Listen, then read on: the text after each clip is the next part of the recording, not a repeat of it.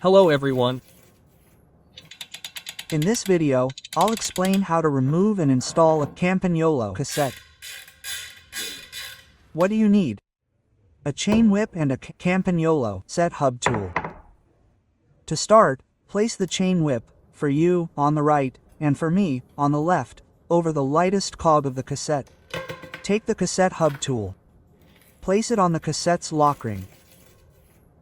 Then, place it opposite the chain whip and completely loosen the lock ring. When we look at the new 13-speed Campagnolo cassettes, they're different from the old days. In the past, you always had a single locking cog. Now, you have 3 locking cogs, which has made the body smaller. They've changed this to an N3W body.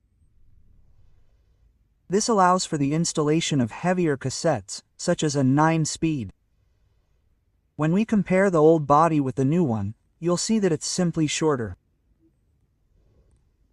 because it can accommodate heavier teeth. If you're buying a wheel set now, it's better to go for a new body, as there are adapters to fill this gap. There's a separate recess on the body. Campagnolo also only installs the cassette one way. That means all the cranks are in exactly the right place. You can't really do it wrong. You just have to slide the correct cogs on correctly.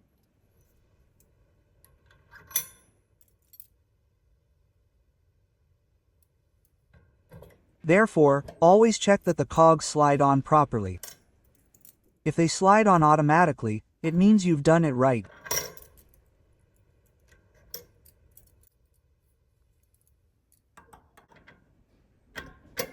In the meantime, you can always give my channel a boost or subscribe to help it grow and reach even more people.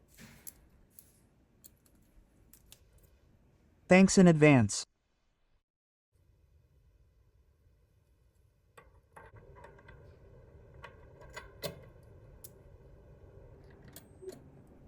When we get to the last 3 cogs, they can only be installed one way. It's crucial that they fit correctly, and they're sometimes installed incorrectly. This can damage the body because the retainer ring is screwed in incorrectly, causing the cassette to wobble, and of course, the chain won't run smoothly. Take the retainer ring. Apply some grease to it so you can then screw it into the body. Screw it in by hand. Take the cassette remover and tighten it. Then place the wheel on the ground and apply a lot of force to secure the cassette. Tight is tight.